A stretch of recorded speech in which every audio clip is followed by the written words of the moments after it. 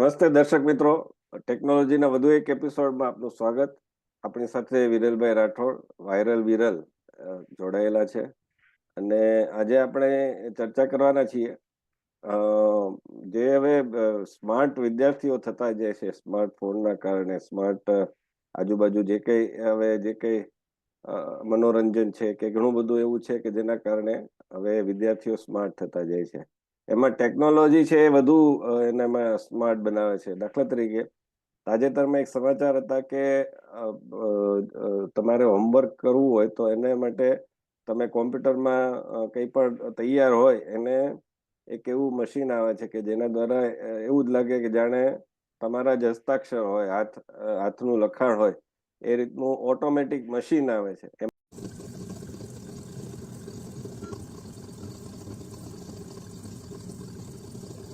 એમાં પેન જોડી દેવાની અને પેન છે એ પેલું જે કોમ્પ્યુટરમાંથી તમે સ્કેન કરેલું હોય એ આપોઆપ લખી નાખે. એટલે માનો કે જૂના જમાનાની વાત કરીએ વિરલભાઈ, તો આપણને ઘડિયા લખવા આપતા હતા. 1 થી 10 ના, 11 થી 20 ના, 21 થી 30 ના, અને ઘણીવાર જો યાદ ન રહે તો 5-5 વાર લખવા આપતા હતા. તો હવે એ 5 વાર લખવાનું ઘરે એમ કે ભાઈ કીધું હોય તો એને તો સરળ થઈ ગયું. કોમ્પ્યુટરમાંથી કરી લેવાનું કોપી અને 5 વાર એને પેસ્ટ કરી દેવાનું કોઈ ફાઇલમાં, એને સ્કેન કરી લેવાનું અને પછી આ મશીન છે હાથે બધું કરી નાખે. એવી જ રીતે આકૃતિ દોરવાની કીધી હોય, પેઇન્ટિંગ દોરવાનું કીધું હોય, કે ડાયાગ્રામ દોરવાનો કીધો હોય તો એમાં પણ હવે મોબાઈલની એવી એપ્લિકેશન આવે છે કે એમાં તમે આકૃતિ દોરેલી હોય અને ફ્લેશ લાઇટ કરો તો એ આખી આકૃતિ દેખાઈ જાય ને એમાં તમે એ કરી શકો. જેમ પહેલા જ જમાનામાં એન્જિનિયરિંગમાં જીસી કહેતા હતા એ પ્રકારનો. તો વિરલભાઈ, આ જે એક આખી ટેકનોલોજી હવે આવી રહી છે એના કારણે વિદ્યાર્થીઓનું કામ સરળ થઈ ગયું છે, પરંતુ એના કારણે શું એવું નથી લાગતું કે શિક્ષકોએ પણ કંઈક સજ્જતા કેળવવી પડશે? કારણ કે આ રીતે જો વિદ્યાર્થીઓ કરવા લાગશે તો ભણશે કેવી રીતે, એમને યાદ કેવી રીતે રહેશે? તો એના માટે બીજી કઈ ટેકનોલોજી અથવા તો એની પર પ્રતિબંધ મૂકવો તો શક્ય નથી. તો એનો ઉપાય શું, તમારી દૃષ્ટિએ ઉપાય શું લાગે છે તમને? સૌથી પહેલા તો સાહેબ આપણે આ પેલા મશીન શું છે ને એને સમજીએ. એને સાદી ભાષામાં કહેવાય છે હેન્ડ રિટન મશીન. એની અંદર ચોક્કસ પ્રકારના, આપણે જેમ કોમ્પ્યુટરમાં ફોન્ટ હોય છે અને દરેક ફોન્ટ જેમ સરખા નથી હોતા એમ દરેક માણસના અક્ષર સરખા નથી હોતા. આપણે કોઈ બાળકને શીખવાડીએ અથવા તો આપણે જે ગુરુ પાસેથી શીખીને આવ્યા એના જેવા અક્ષર આપણા નહીં થાય ને આપણે જેને શીખવાડીએ છીએ એ જે શીખે છે એના અક્ષર આપણા જેવા નહીં થાય. તો અક્ષરોમાં જે વેરિએશન હતું એ હવે ફોન્ટમાં કન્વર્ટ થઈ ગયું. આપણે જેમ ડેવલપ થતા ગયા એમ ટેકનોલોજી આપણી હારવાર ડેવલપ થઈ કે ભાઈ જેમ માણસ જુદા જુદા જેમ ફોન્ટ અલગ અલગ થતા ગયા.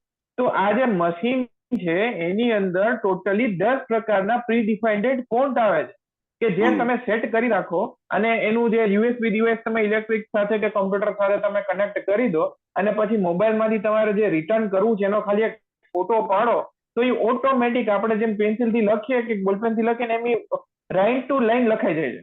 ઇવન ફૂલ સ્ટોપ મશીન છે. મશીન હંમેશા મશીન જ રહેશે. હવે તમે ફોન્ટના વેરિએશન ગમે એટલા લાવો કે ફોન્ટના વેરિએશનને ઇનબિલ્ડ કરો પણ જે માણસે લખેલા અક્ષર છે એ હજી અમર છે. સર તમારા યુગની વાત કરીએ તો પેલા જે મૂવી આવતા એમાં બધા પેઇન્ટર્સ બધા ચિત્રો દોરતા, એની અંદર અલગ અલગ ફોન્ટમાં બધા એના અક્ષરો આવતા, ફિલ્મોના અક્ષરો લખાતા કે આ મોહરા છે કે આ સાજન ચલે સસુરાલ છે, એવા બધા મૂવીના પોસ્ટર્સ બનતા ને એમાં જે ફોન્ટના અક્ષરો એ લોકો મેન્યુઅલી પેઇન્ટ કરતા. તો એની જે વેરિએશન છે, એની જે ક્રિએટિવિટી છે, આ મશીન ક્યારેય નહીં કરી શકે. તમે અંદર એઆઈ લઈ આવો કે એઆઈ ધરાવતી પેન્સિલ લઈ આવો, એ વસ્તુ એ ક્યારેય નહીં કરી શકે. હવે જેમ ટેકનોલોજી અપડેટ થાય, છોકરા અપડેટ થાય, તો હું તો કહું છું ટીચર હોય ને સ્કૂલ હોય તો 70 ગણું અપડેટ થવું પડે. સૌથી પહેલા તો ટીચરો એ શીખવું પડશે કે આ હેન્ડ રિટન અક્ષર છે કે મશીનથી કરેલા છે. It is a very very very difficult and challenging job આવનારા દિવસો માટે શિક્ષકો માટે. અને જો એ ચેલેન્જિંગ હોય તો સૌથી પહેલા તમારે એની હેન્ડ રિટન લેવી પડશે. જો એ હેન્ડ રિટનમાં મેચ થઈ ગયું તો એ પાસ, અધરવાઇઝ ઇઝ ફેલ. આ વસ્તુ કરવી પડે. મશીન છે એની લિમિટેશન છે. મશીન છે 3 કલાક કામ કરી શકશે, 3.5 કલાક એને એમ કહી જશે મારી બેટરી પૂરી થઈ.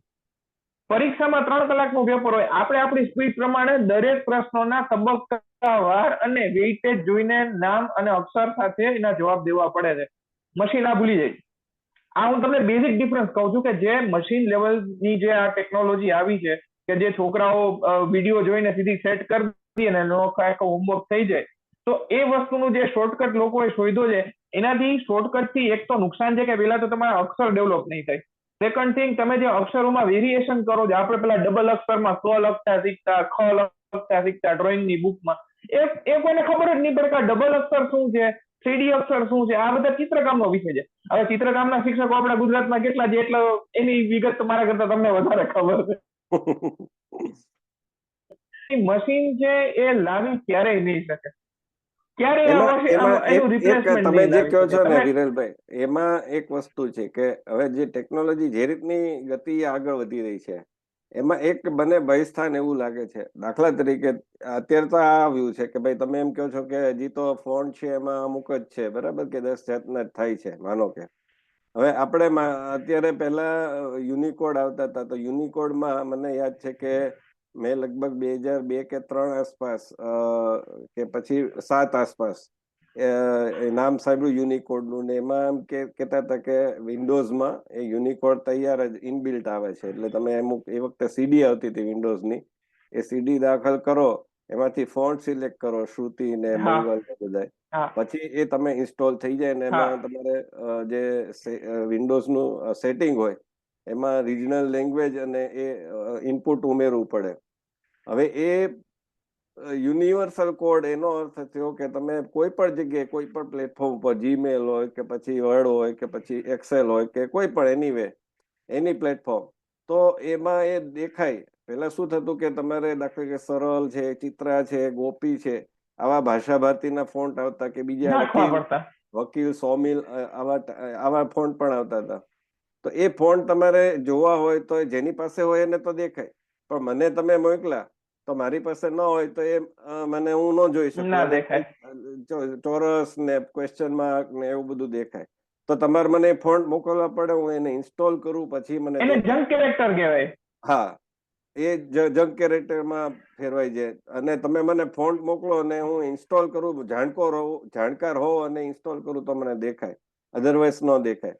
તો આ પહેલા આ સ્થિતિ હતી, પણ ધીમે ધીમે મેં જોયું કે એમાં તમે જોશો ને, ગૂગલમાં પણ સર્ચ કરશો તો શ્રીખંડ છે, મુક્ત વાહિની છે, નિર્મલ છે, આવા અનેક યુનિવર્સલ કોડમાં પણ વેરિએશન આવે. જે પહેલા ખાલી શ્રુતિ અને એરિયલ યુનિકોડ, આવા 2 જ વેરિએશન હતા. પણ ધીમે ધીમે, અને બેઝિકલી મેં જે જાણ્યું છે કે ગુજરાતી ભાષાના ફોન્ટ તો અમારા પેલા એક પેડ ડિઝાઇનર હેડ હતા અભિયાનમાં, મણીલાલ રાજપૂત, તો એને કીધું કે બહુ શરૂઆતમાં 90ના દયકામાં એના પોતાના હસ્તાક્ષર એટલા સરસ હતા, એના ઉપરથી ફોન્ટ ડેવલપ કોમ્પ્યુટરમાં થયા હતા.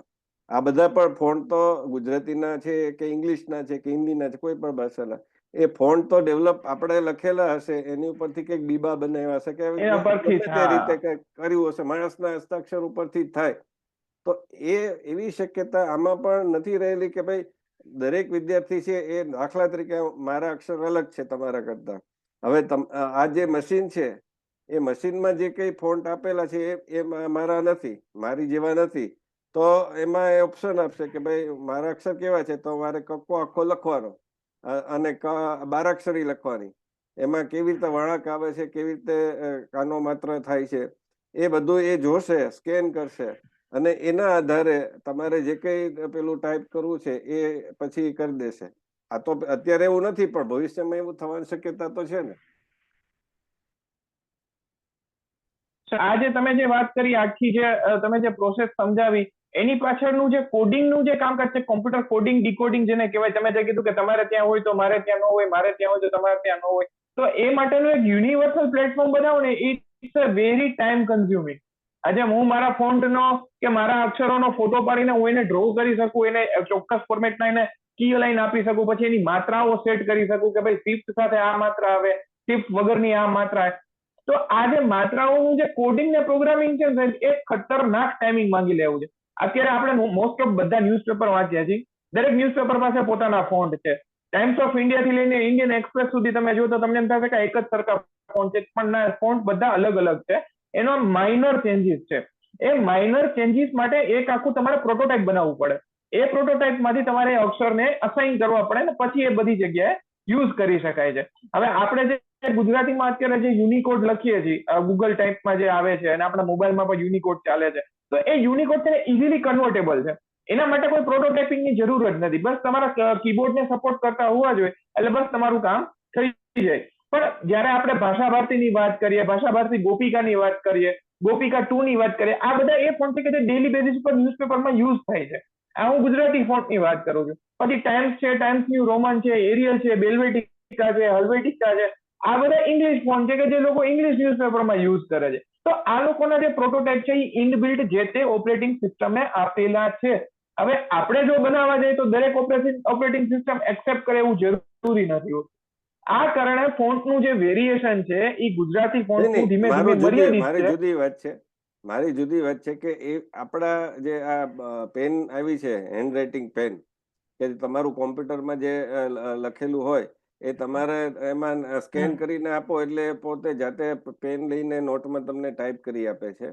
તો અત્યારે તમે એમ કહો છો કે અત્યારે એમાં બહુ લિમિટેડ ફોન્ટ છે, પણ માનો કે ભવિષ્યમાં એવું તો શક્ય છે ને કે ભાઈ તમે એકવાર તમારા કક્કો લખી નાખો આખો 12 અક્ષરી સાથેનો, એને સ્કેન કરી લે એટલે એને પછી ખબર પડી જાય કે ભાઈ આ કા લખવાનું આવે છે, વિરલમાં વ રસોઈ લખવાનું આવે છે, તો આનો વળાંક કેવી રીતે થાય છે, તો એમાંથી વી ઉપાડી લે, ર ઉપાડી લે, તમારા હસ્તાક્ષરમાંથી લ ઉપાડી લે. તો એ રીતનું ભવિષ્યમાં શક્ય છે ખરું? એમ કે જે રીતની ટેકનોલોજી આગળ વધતી જાય છે, આપણે જેમ વાત કરી કે હા છે, શક્ય છે સર, 100% શક્ય છે. ફાઉન્ટેન ટેકનોલોજી જે છે, ફાઉન્ટેન ટેકનોલોજી જે છે એ આ જ વસ્તુ ઉપર કામ કરે છે કે તમે જે વસ્તુને પેઇન્ટ કરો અથવા તો જે વસ્તુને તમે દોરો એ as it is computer accept કરી લે છે અને એની ઉપર જે બધા ડિઝાઇનિંગ છે, જેના કર્વ્સ છે, જેના ઓરિજિનલ મૂવ્સ છે, એ અંદર એ લોકો અંદર પ્રી ડિફાઇન તમને એક્સેસ કરવા પણ આપે છે. આ વસ્તુ ફાઉન્ટેન ટેકનોલોજી છે કે જે વસ્તુ તમે કરો અને એના એક્ઝેક્ટ વળાંક તમારા ન આવતા હોય, સપોઝ આપણે અ માં આખું વળાંક નીચેથી ન આવતું હોય તો તમે આમ ડેશ કરી નાખો તો એ સમજી જાય કે આ અ છે અથવા તો ર છે. તો આ ટેકનોલોજી છે, અવેલેબલ છે, ઘણા બધા હિન્દીમાં પણ છે, ઇંગ્લિશમાં પણ છે, ગુજરાતીમાં પણ ઘણી જગ્યાએ ડેવલપ થઈ રહી છે. આ અવેલેબલ 100% છે આ ટેકનોલોજી. તો આને કારણે એક ફાયદો એ પણ થશે કે જે લોકો મેન્યુઅલી લખવા ટેવાયેલા છે ને એ હવે ફાઉન્ટેન થી લખશે ને તો એને ડબલ ફાયદો થાય. એટલે હવે આ બધાના કારણે અક્ષરો હવે આપણે આ રીતે મોલ્ડ કરી શકાય. હા, એટલે આ બધાના કારણે બીજું કે નાનપણથી પેલું કરે તો એમ કે ભાઈ દરેકના મોતીના દાણા જેવા, આપણે એક વ્યાખ્યા કહેતા કે મોતીના દાણા જેવા અક્ષર, બરોબર? તો એ પ્રયત્ન કરે તો એ થઈ શકે. બીજું કે આના કારણે શિક્ષકોએ, જે આપણે વાત કરતા હતા વચ્ચે, આપણે આ વાત આપણે સમજાવવામાં આપણે થોડુંક એ લીધું, બ્રેક લીધો, પણ શિક્ષકોને તો વધારે સજ્જ થવું પડશે કે ભાઈ આ આકૃતિ દોરી છે તો એ તમે મોબાઈલની જે એપ છે એને ફ્લેશ લાઇટ કરીને કરી નથી ને, એની પાસે ત્યાં જાતે દોરાવવી પડશે. અથવા તો બીજું જે કંઈ પણ ટેકનોલોજીકલ એડવાન્સમેન્ટ આવતું જાય છે એના કારણે શિક્ષકોએ પોતાને પણ, હવે શિક્ષકોને જ ખબર ન હોય કે આવી એપ આવે છે, આવું મશીન આવે છે, તો એને એ તો ઉલ્લુ બની જવાના અને વિદ્યાર્થીઓને તો અંતે નુકસાન જ છે. એમાં તો વિદ્યાર્થી પોતાનું નુકસાન કરે છે, એ વાત 100% સાચી. પણ મા બાપ અને શિક્ષક બંને આ બાબતે જાગૃત રહેવું પડશે એવું મને લાગે છે. 100% સર. આમાં શિક્ષક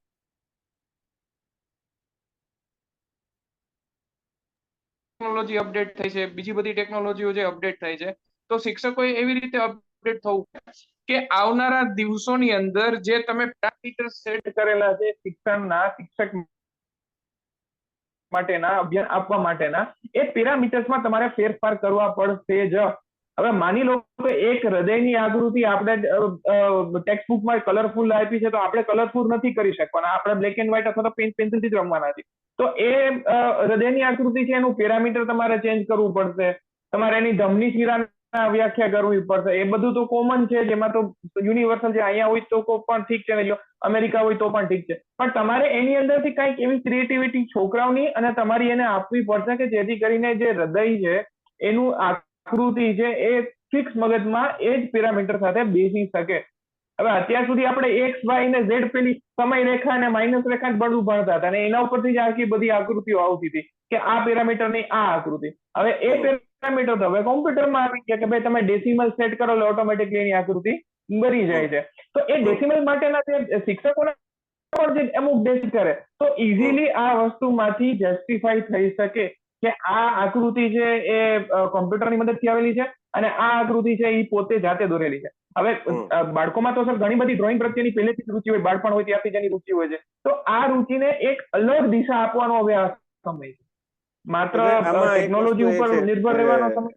એક હું જોડું એક વાતને કે ભાઈ એક તો પેલું એ કે શિક્ષક ભૂગોળના હોય, ઇતિહાસના હોય કે એટલે સમાજશાસ્ત્રના હોય કે પછી ભાષાના હોય કે પછી બીજા કોઈ વિષયના હોય જેમાં ટેકનોલોજી નો વિષય નથી એવા વિષયના શિક્ષકો, ટેકનોલોજી સિવાયના વિષયના શિક્ષકોએ પણ ટેકનોલોજીથી અવગત રહેવું પડશે. કઈ કઈ લેટેસ્ટ ટેકનોલોજી આવી છે કે જેનાથી બાળકો છે એ શિક્ષકોને છેતરી શકે છે. આપણે એમબીબીએસ મુન્નાભાઈ એમબીબીએસ માં જોયું હતું કે ભાઈ ફોન કાનમાં ઓલું કરીને એને જવાબ લખાવતા હોય કે લગે રહો મુન્નાભાઈમાં પેલું એ કરતા હોય છે, જવાબ આપતા હોય છે. તો એ પ્રકારના મુન્નાભાઈઓ ઘણા બધા રહેવાના, કારણ કે આજના જે બાળકો છે એ બહુ સ્માર્ટ છે. એ શોર્ટેસ્ટ વેમાં કઈ રીતે થઈ શકે એ એને સારી રીતે આવડે છે. એ બોર્ન એન્જિનિયર છે એમ કહીએ તો ખોટું નહીં. તો એની પાસે હવે દાખલા કે ચિત્ર છે તો ચિત્રમાં તમે થોડુંક આગળ એક સ્ટેપ વિચારો કે ભાઈ 3D પેઇન્ટિંગ એને શીખવાડો તો હજી કદાચ એ 3D પેઇન્ટિંગ કે રંગોળી જે 3D થાય છે તો એ આ બધા દ્વારા ન થઈ શકે, કોમ્પ્યુટર દ્વારા કે મોબાઈલ એપ દ્વારા. તો એ જે લાઈવ ડેમોન્સ્ટ્રેશન કરતા હોય છે, રંગોળી જમીન ઉપર દોરતા હોય છે, એમાં તમે કઈ રીતે જીસી કે બધું કરી શકો, તો એ ન થઈ શકે. તો એવું તમે એને પણ એક સ્ટેપ આગળ તમારે એને પાસે કરાવવું પડશે અને અલ્ટિમેટ તમારે ગોલ રાખવો પડશે કે ભાઈ લખાવવું 5 વાર લખાવવું તમે આપી દીધું બરાબર છે ને પેલાના જમાનામાં એ કારગત પણ હતું, પણ આજના જમાનામાં 5 વાર લખવા કરતા એને યાદ રહે મહત્વનું છે. તો એનો કઈ રીતે ઉપાય હોઈ શકે? તો એ રીતે કંઈક ઓડિયો વિઝ્યુઅલ પ્રેઝન્ટેશન કરવું પડે. તો એ રીતે આ ટેકનોલોજીના દ્વારા જ એમ તો એ કંઈક એવા રસ્તા છે શોધવા પડશે. આજનો પ્રશ્ન આપણે લઈએ. દીપા જૈનનો પ્રશ્ન છે કે જે પેથોલોજીના સેમ્પલ છે, બ્લડ સેમ્પલ ને બધા હોય છે, એને ડ્રોન ટેકનોલોજીની મદદથી એક શહેરમાંથી બીજા શહેરમાં રિપોર્ટિંગ માટે કે બીજા કોઈ ઉપયોગ માટે લઈ જઈ શકાય એમ? બહુ વાસ્ટ ટેકનોલોજી. મેડિકલ માટે તો ખરેખર ડ્રોન આશીર્વાદ સ્વરૂપ છે. હવે ડ્રોનની અંદર પણ ઘણા બધા એવા પાર્ટ્સ હોય છે કે તમે જેમ ફોટોગ્રાફી ડ્રોન હોય છે, પછી આપણે નરેન્દ્ર મોદી સાહેબે જે પેલી ડ્રોન દીદી માટેનું આખું જે કસ્ટમાઇઝ ડ્રોન ડેવલપ કર્યું છે કે જે ખેતી માટે જ છે. મેડિકલ માટે તો ખરેખર આ એક આશીર્વાદ રૂપ ડ્રોન છે અને એટલી વાસ્ટ ટેકનોલોજી છે કે તમારે સેમ્પલને એઝ ઇટ ઇઝ જે રીતે જે ફોર્મેટમાં જે પેરામીટર સાથે જે મેડિકલે નક્કી કરેલા છે એમાં તમે અંદર મૂકી દો એટલે એઝ ઇટ ઇઝ ઈ જ ફોર્મેટમાં તમારે અહીંથી ડાયરેક્ટ પુના મોકલવું ને તો થઈ જાય. આ વસ્તુ શક્ય છે. આ વસ્તુનો પ્રયોગ એપ્રિલ 2024માં એટલે 8 વર્ષમાં કર્ણાટક સરકારે કરેલો છે. કર્ણાટકમાં આ વસ્તુ શક્ય થયેલી છે. વિધિન આપણે કહીએ કે મેક્સ ટુ મેક્સ 15 થી 20 મિનિટની અંદર સેમ્પલથી લેબ સુધી પહોંચી ગયું.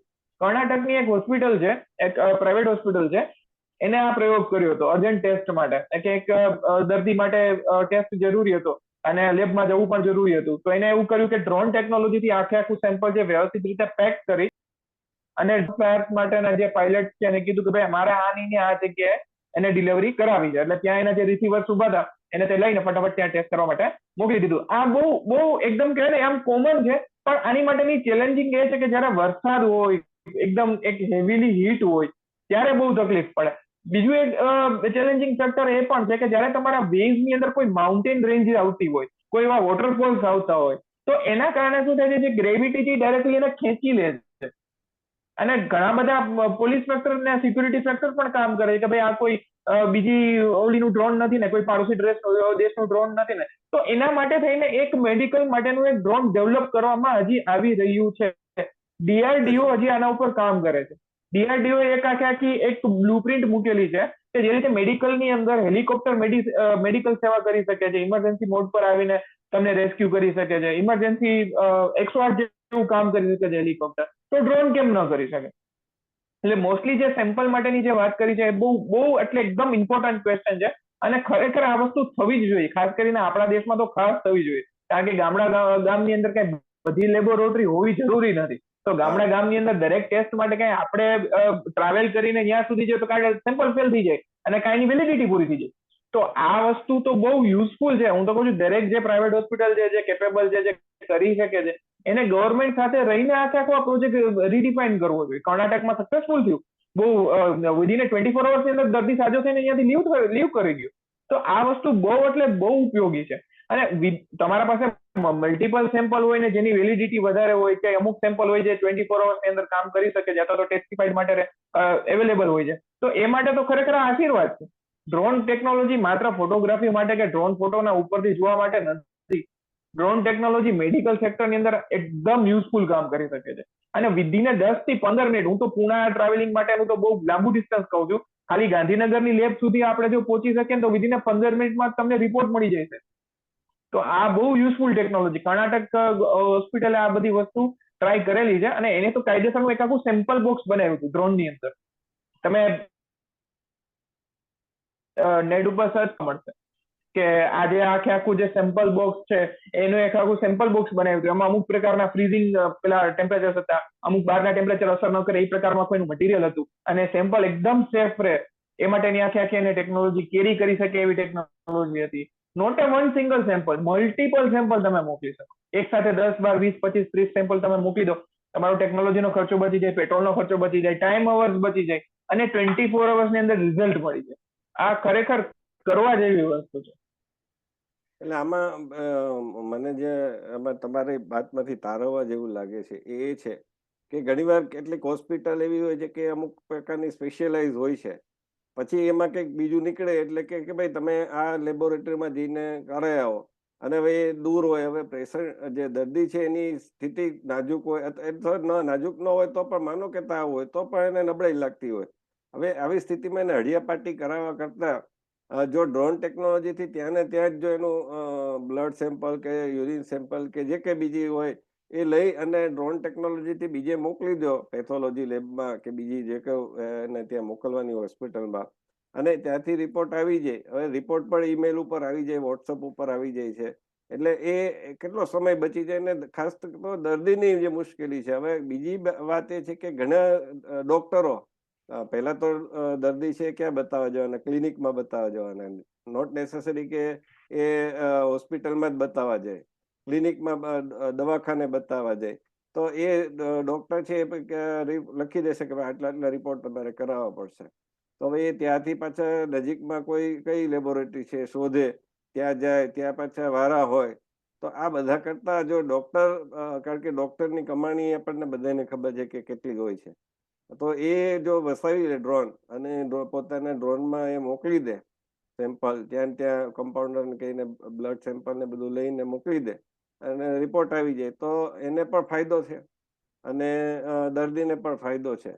તો મને લાગે છે કે ટેકનોલોજી છે આપણું જીવન છે સારા માટે બદલી રહી છે, અને એને આપણે આવકારવી જોઈએ, સ્વાગત કરવું જોઈએ, ને આમાં હજુ ને વધુ સારા જે આવિષ્કારો થાય, વધુ સુધારા થાય, અને એને આપણે અપનાવીએ. મેં જેમ કીધું એમ કે હોસ્પિટલ અને ડોક્ટરો એને અપનાવી લે તો આનો ઘણો બધો ફાયદો થઈ શકે. ઘણીવાર અપરાધી હોય તો એનો કંઈ પણ ગુનો બન્યો તો એને FSLમાં મોકલવાનું છે તમારે, તો એને અમદાવાદથી તમે ગાંધીનગર છે ડ્રોનથી સીધું પહોંચી જાય તો એ કેટલું ઝડપી પતી જાય, કારણ કે એર ટ્રાફિક તો ઓછો હોય છે. તો એના કારણે સમય બચી જશે, ઝડપી પરિણામ પણ મળશે. તો આજની આ ચર્ચા